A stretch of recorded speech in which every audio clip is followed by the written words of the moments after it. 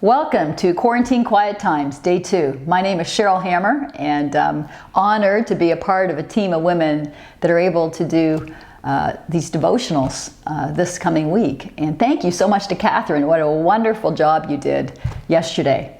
Looking at the simple woman and looking at her humility and her gratitude, and really a model for us as we approach Christ.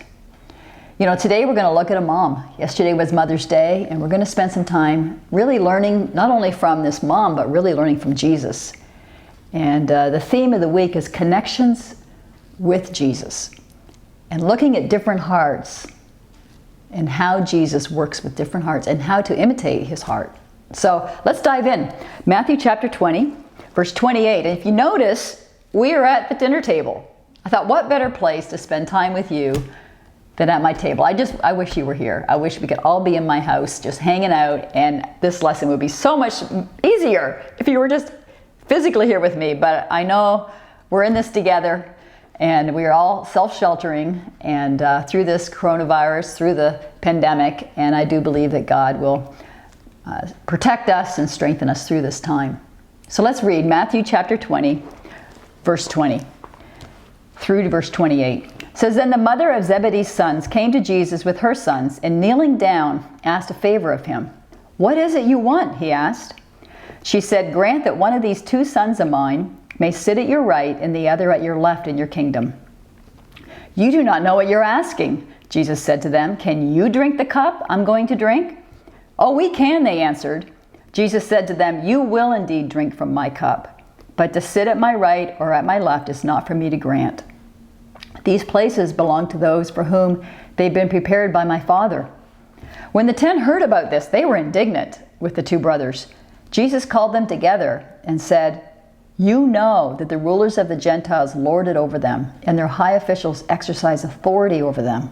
Not so with you. Instead, whoever wants to become great among you must be your servant, and whoever wants to be first must be your slave. Just as the Son of Man did not come to be served, but to serve, and to give his life as a ransom for many. You know, you see here the heart of a mom. What an incredible woman of God she was. You know, looking out for her young men, caring deeply, willing to approach Jesus, willing to get on her knees before Christ. You know, this is a heart to emulate for all of us. And as you see her caring so deeply about her young men, you got to really understand the setting. Just a couple verses before is when Jesus tells all his disciples, we're on our way to Jerusalem. I will be betrayed. I will be crucified. And on the third day rose from the dead. The context of that this mom is in and these disciples is really one of a lot of potential fear, a very scary situation they're entering. And she's looking out for her kids. You know, perhaps as you're watching this, you are in high school, or you are single, or you're a college student, or married with children. Wherever you're at in life, we can all think to times when our moms or a mom-like figure in our life was looking out for us. You just knew, I'm good. She's got my back. She's fighting for me. You know, how did that make you feel? You know, that's a Christ-like quality that God's put in moms, is that desire to protect, that desire to look out, that desire to go on your behalf and kneel before Christ.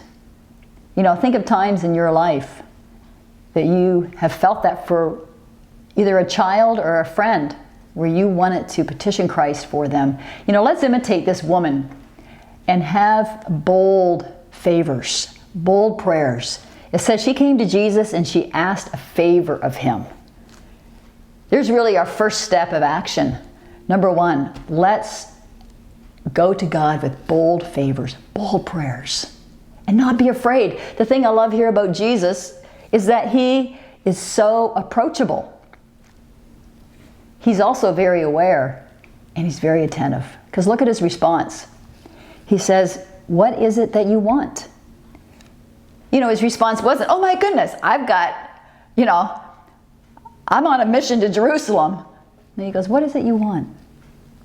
You know, I love that about Christ. He could be in the midst of whatever, and he turned and he could zoom in on this woman and care for what was on her heart.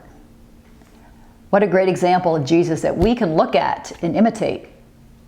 That attentiveness, that awareness, and that approachability.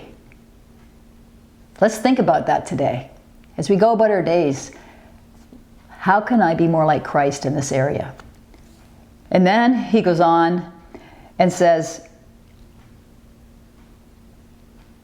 you don't know what you're asking. You know, can you drink the cup? You know, and she asked a bold prayer in the midst of a very fearful situation. Jesus was able to explain to her, there's more to this than what meets the eye. You know, but he was willing to explain it to her. And what a heart of Christ. You know, you also think in all our lives, there's times we can be very fearful. I think of a time when Michael was 9 months old and in the hospital with croup. And he was in for 10 days. And there was points where he literally completely stopped breathing. And doctors had to rush in and basically medically help him breathe again. It was frightening. But to know that they knew what they were doing brought so much peace to my heart. You know, you can probably relate to times, you know, whether it's looking for a teacher that can really help your child or a doctor who can help your child's health problem. Whatever it may be, we all want those we love to be helped. And yet there are times fear, as there's no way these men and this mom did not have some sense of fear of what was in front of Christ's life for sure, but that probably involved them because they were part of the team. You know, I think of a time that just yesterday, I made a decision to go for a run. But it was not a normal run. It was not, oh, I need to go for a run. It was a deep passion. Because where it stemmed out of is that there's a nationwide call for all of us to get out and run 2.23 miles for a young man, Ahmaud Arbery, who was shot down in February. Who, yeah, I mean, it was just very sad.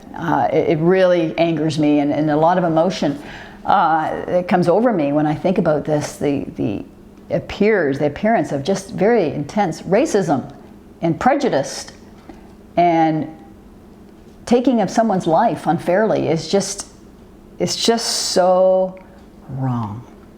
And I couldn't help but think about his mom on Mother's Day. And as I ran, there was times just tears came down my eyes. Just thinking about his mom and thinking about his family. You know, Jesus wants us to take a stand for righteousness. He wants us to take a stand that all people are treated right. All people are treated equal. All people are loved fairly, regardless of the differences, regardless of the social economic, regardless of race, regardless of culture, that we all love deeply, as Jesus did. You know, fear can truly drive us in a direction and take us down bad paths, and yet the true answer to fear is prayer, bold requests, getting on our knees and going to Jesus. And I appreciate that this mom, in the midst of a fearful situation, went to Jesus. What a great example of where to go when we're feeling a lot of fear. And Jesus answered, you know what? You will indeed drink from this cup, but it's not from my place to put you, on the right or the left. And he does a little teaching here. And then the other 10 guys, there's 12 apostles, the other 10 are like, hey, what's going on here? Are they looking for some, positioning? Getting in a better position than us? And they're indignant. They are not happy. And it says that Jesus says, okay, it's time for a D group. We're going to have some family time. Gather around the kitchen table. Wherever they were at, they had a family time. Maybe you can relate to that in your family where it's a family meeting, a gathering to talk about what's going on, and Jesus did that often, where he just pulled them together and do some teaching and listening and helping. And this is one of those times. And he went on to teach, listen, whoever wants to be great among you must be your servant, and whoever wants to be great must be your slave. Jesus did not come to be served, but to serve. And one of the most profound lessons, I believe, in the Bible. You know, when it talks about being a servant, the Greek word for that is diakonos. It means to minister. It's believed to come from the root word diako, which means to run errands. You know, we're spiritual errand runners for Jesus. And yet it's not him lording over, go run some errands. No, he literally laid down his life. He literally was crucified and served every minute he was on this earth and continues to serve us from heaven. So we can turn around and out of that servant's heart, respond to his love and to be great servants back. To do the work, and I like to call it the boots on the ground work. You know, let's have bold favors, bold prayers to God, but let's also imitate the heart of Christ here. He said, let's have a D group. Let's talk about positioning. Let's talk about what really matters. What really matters is that we're last, is that we're the servants. We do the real work. We do the work that counts. The work that's fueled, not by fear, but fueled by love. As we go about our day today, let's imitate the heart of Christ. He did not come to be served, but to serve. How can we serve our family? How can we serve our community? You know, as I was getting ready to do this, a friend dropped by and over the gate, of course. She didn't come in, but she brought this loaf of amazing warm bread, homemade from scratch. Oh my goodness, amazing. You know, there's boots on the ground. Let's look at ways to continue to serve our neighbors. Perhaps early on in the quarantine, we were all in, and yet we've gotten weary, or we've gotten tired, or we've pulled back. Let's really re-engage and imitate the heart of Christ. Let's look at serving as a response to someone who has served us more than we can ever serve back. We're just imitating that heart that's put there for us.